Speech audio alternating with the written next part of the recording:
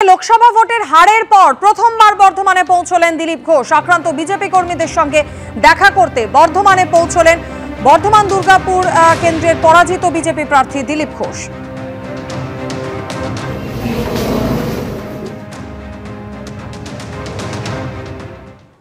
কর্মীদের সঙ্গে দেখা করতে এসেছি। এখানকার কর্মীরা যারা ঘর ছাড়া তাদের সঙ্গে এখান থেকে দুর্গাপুর হয়ে বিষ্ণুপুর, মেদিনীপুর সব জায়গায় যাবো দেখা করতে। বাকি সংগঠনের ব্যাপারে আমার জেলা সভাপতি আছেন, বলবেন। বিজেপিতে বাংলায় একজন মাত্র ঘর ছাড়া আছে, তার নাম দিলীপ ঘোষ। তাকে ঘর ছাড়া করেছে বিজেপির নেতারাই, মেদিনীপুর থেকে ঘর ছাড়া করে দিয়েছে। আর বাকিটা হচ্ছে হেরে গেছে, ছুতো তৈরির নাটক চলছে। দেখো, এইভাবে মানুষকে কিন্তু এইভাবে জল সংগ্রহ করতে হচ্ছে এবং তাদের প্রত্যেকের একটাই দৈনন্দিন জীবনে প্রত্যেকের প্রধান কাজ হয়ে গেছে এখন কোনোভাবে দু হাড়ি একটু জল সংগ্রহ করা। এক মহিলারা সমস্ত ঘর ছেড়ে বেরিয়েছে, এই কলের সামনে হন্য হয়ে বসে রয়েছেন যাতে 2 ফোঁটা জল পাওয়া যায়। কিছুক্ষণ আগে এই যে কল দিয়ে কিছুটা জল পড়ছিল, এখন সেটাও বন্ধ হয়ে গেছে। এরপরে কখন জল আসবে তা কিন্তু কেউ জানেন না। কোনোভাবে এইভাবে জল সংগ্রহ করা হচ্ছে।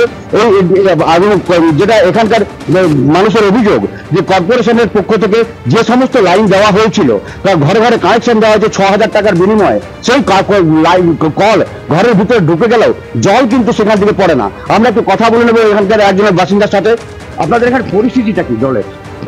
খুবই খারাপ, জল না পাওয়ার মতনই আমাদের। তো কর্পোরেশন তো আপনাদের এখানে লাইন করে দিচ্ছে। হ্যাঁ, লাইন করেছে, আমরা অনেকবার বলেছি, কেউ কোনো অ্যাকশন নেয়নি। তাদের জল পড়ে না? না না। তাহলে জলটা আপনারা সংগ্রহ করেন কি? সংগ্রহ করি, ওই একটা ইনলিগাল পয়েন্ট আছে মোড়ে, 2টো পয়েন্ট, একটা ভেঙে দিয়েছে, ওই একটা দিকে জল নিয়ে আসে। এটা আপনাদের এখানে প্রধান সমস্যা তো জলই হয়ে গেছে, রাস্তাও দেখলাম খারাপ। তো আপনারা এখানে কেন এরকম হচ্ছে বলে মনে করছে? কি করবো বলুন, কোনো অ্যাকশন নিচ্ছে না, বলতে গেলে দাদাগিরি হুমকি দিচ্ছে, কি বলবো। হুমকিটা কেন? আমার বিজেপি করে আরো ভয় যাচ্ছি না। অর্থাৎ দেবস্মিতা, বুঝতে পারছো যে বিজেপি করি বলে তাদেরকে হুমকি দেওয়া হচ্ছে, তারা দাবি জানাতে গেলে তাদেরকে হুমকি দেওয়া হচ্ছে, এরকমই অভিযোগ করছেন এখানকার স্থানীয় বাসিন্দারা। এবং যার ফলে দিনের পর দিন প্রায় 2 থেকে 3 কিলোমিটার দূরে গিয়ে সেখান থেকে একটা ইলিগাল পয়েন্ট থেকে জল সংগ্রহ করে, সাইকেলে করে হোক, গাড়িতে করে হোক, সেই জল। অর্থাৎ তীব্র জলসংকটের মধ্যে এই মুহূর্তে গ্রামবাসীদের কাটাতে হচ্ছে। কৌশিক, তুমি আমাদের সঙ্গে থাকো। আসানসোল পুরসভার 28টি ওয়ার্ডের মধ্যে 22টিতে বিজেপি যেহেতু এগিয়ে রয়েছে, তাই প্রতিশোধবশত তৃণমূল এই জল সরবরাহ বন্ধ করে দিয়েছে এমন অভিযোগ করা হচ্ছে, যদিও তৃণমূল পরিচালিত পুরসভার তরফ থেকে এই অভিযোগ সরাসরি খারিজ করে দেওয়া হয়েছে। যদি তাই বলেছে, তাহলে তো আমি গতকালও আমি একটা বলেছি যে আসানসোল সাউথে আমরা কিন্তু হেরেছি, বহুত হেরেছি। আসানসোল সাউথে কিন্তু এই কমপ্লেনটা নেই।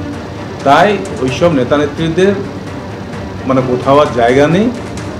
তাই এই টিভিতে পেপারে বলে একটু হাইলাইট হয়ে থাকতে চেয়েছে, আর কিছু আমরা ওটার জন্য আমরা অলরেডি ডিপার্টমেন্টে চিঠি করে দিয়েছি, যাতে আমাদের আইজিগুলোর সামনে যেগুলো ঘটনা ঘটছে, আইজিগুলো নিচে চলে যাচ্ছে, জল নিচে চলে যাচ্ছে, বালিটা নিচে চলে যাচ্ছে, ফলে এটা অলরেডি আমরা চিঠি করেছি। আর এখন বৃষ্টিটা হচ্ছে, আমাদের পাম্পও অলরেডি সব সেট আপ ঠিক আছে। শুধুমাত্র ইলেকট্রিক থেকে যদি আমরা একটু সাথ পেয়ে যাই, মানে যখন আমাদের টাইমিংটা চলছে সকাল 7টা থেকে যখন চালু করছি আমরা মানুষকে দেওয়ার জন্য, বা তার আগে গোটা রাত যে আমরা জলটাকে উঠিয়ে রাখছি, এই ইলেকট্রিক থেকে আমরা যদি ঠিকঠাক সুবিধা পেয়ে যাই, তাহলে মানুষের কাছে জল পৌঁছানোর কোনো অসুবিধা থাকবে না।